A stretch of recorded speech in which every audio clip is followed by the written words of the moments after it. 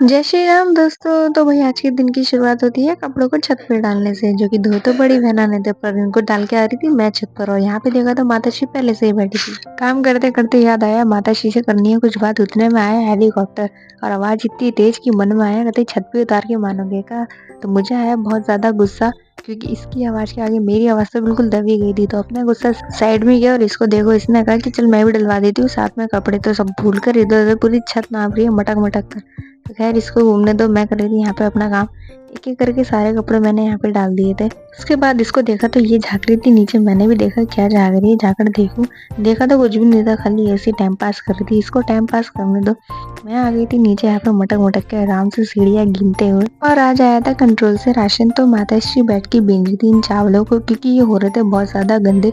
तो गेहूं से उछालते हुए किया उन्हें साफ, और मैं भी बैठ गई थी यहाँ पे कपड़े धोने के लिए। कुछ कपड़े बच गए थे तो उनको ले आई थी मैं धोकर छत पे सुखाने के लिए, वैसे धूप चली गई थी। और आज मैंने निकाल लिया रजाई और कंबल दोनों। भाई अब तो चादर ओढ़ने से काम बन नहीं रहा है, मैं तो पंखा भी नहीं चला रही क्योंकि मुझे लग रही है बहुत ज्यादा ठंड, और इस बार लग रहा है कि ठंड कुछ ज्यादा ही अपना कहर बरसाएगी। और आज शाम को हमारे घर में बन रहे थे मूली का साग, जिसको माताश्री काटने बैठी थी अपने पुराने हथियार से, यानी कि हंसिए से। और एक तरफ मैंने यहाँ पे गोभी आलू भी काट लिए थे बनाने के लिए, क्योंकि साग पे चक्के जरा सा हो जाता है और सबको हो भी नहीं पाएगा। तो यहाँ पे कुकर में 2 सीटी लगाते हुए साग भी हो चुका था रेडी।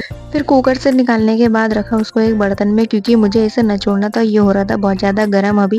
तो इसको रखा अभी साइड में, क्योंकि मुझे छौंकनी यहाँ पे अभी गोभी आलू। फिर तेल में तड़का लगाते हुए गोभी आलू को अच्छे से फ्राई करने के बाद ऊपर से डाल दिए थे सारे मसाले। एक मसाला भूल गया था जो बड़ी बहना ने डाल दिया था। तो यहाँ पे सब्जी को रख दिया था ढक के बनने के लिए। थोड़ी देर बाद सब्जी भी बन चुकी थी। फिर उसके बाद निकाला मैंने निचोड़कर साग का दम। दूसरी तरफ दिखा रही थी मैं आटे को अपनी ताकत, हाथों हाथ आटा भी गूंद लिया था मैंने।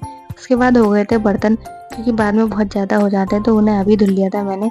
आज की व्लॉग में बस इतना ही। Okay bye bye.